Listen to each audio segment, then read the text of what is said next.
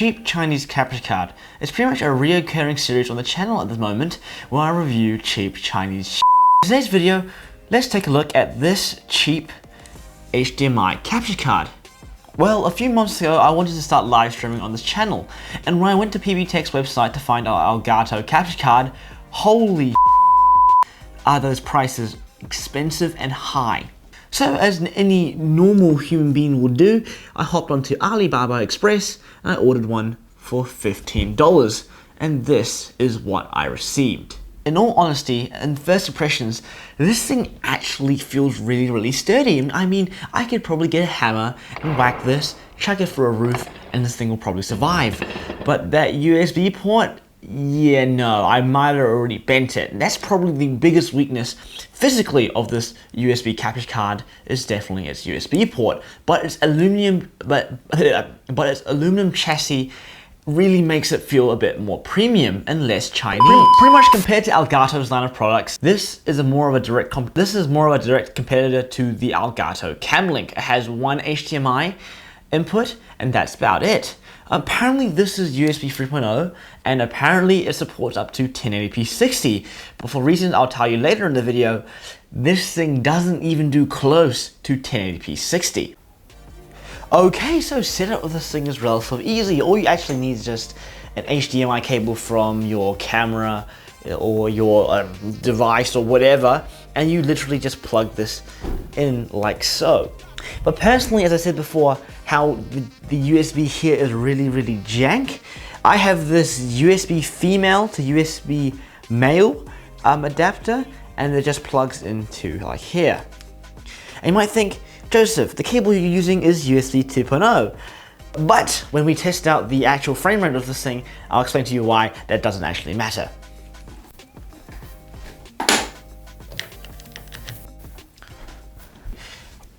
Right now, we are recording on my camera, which is shooting in 4K, and currently we are shooting, capturing in 1080p from the cheap capture card. Looking on screen, I can't actually tell how good this capture card looks, but looking in, it actually looks half decent. It actually looks like the footage that comes out of my camera at 1080p. Currently, I'm in Premiere Pro, and looking at the footage side by side is that definitely the video from the capture card has a green tint, and if you zoom in on the clip, you can definitely see that there is there's definitely a shift in quality. One side has really good soft rollout, soft video with moderate amount of details, but once you look at the video that comes out of the capture card, it looks like it's fallen apart. It has like color grain. It looks a bit blocky, and it has a ton of noise in the shot, and which definitely makes it look worse. Pretty much in sharpness, the camera is almost indistinguishable. You cannot tell a difference between these clips. The biggest difference between the capture card and the camera is definitely the colors. The colors look significantly different, and that's probably, I don't know what's actually affecting the colors. It possibly could even be something to do with OBS, but at this point, out of the box, the colors do look a bit different to what you get out of the camera. So pretty much this capture card does an okay job, but this is one of the biggest issues with this capture card, and currently right now, I'm actually recording through OBS. So this capture card has screen tearing, which is something you see if you don't have VSync on and when you game. If I move around, you see that over there? No, I think I gotta move a bit more. Wait, look, you see that? Right there, right here, it's moving. If I move around, if I move the map around, wait, where is it? If I do this, you'll see it. There you go. You see that? That is screen tearing. I'll do this. You see that screen tearing? The fix to this is shooting in 1080i. So currently right now, my camera is shooting in 1080p with a 1080p output.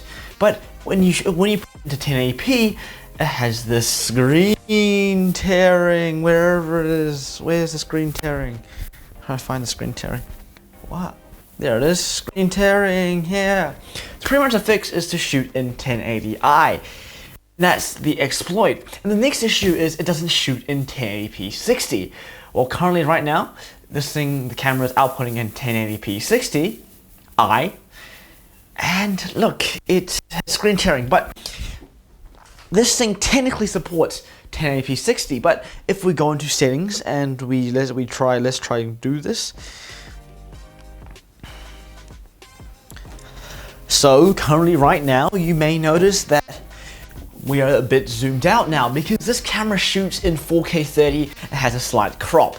And currently right now we are shooting in 1080p 60, which makes the shot a bit wider. Look for yourself. So okay, I'm doing cringe like this just to show you that this is not 1080p 60. You can tell because this video will be uploaded in 4K 60, and with my movements swaying around, being a maniac, being a vlogger, or doing whatever, the shot from the capture card is not 1080p 60. Okay, so pretty much to conclude this video, I think that this capture card, although it has its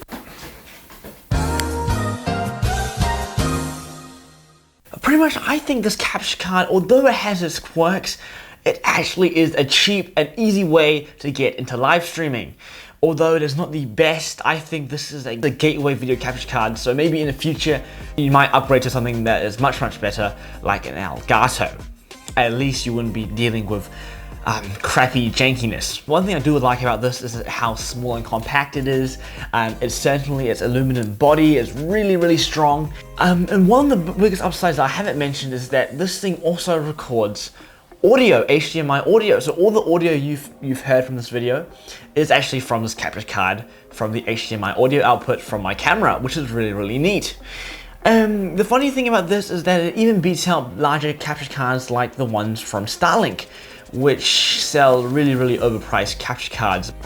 So pretty much, to be honest, I'll put a link to this capture card in the description down below. It's not an affiliate link, so I make no money off it. But if you really need a cheap solution, a cheap HDMI adapter, I definitely recommend this for you to try out this cheap capture card.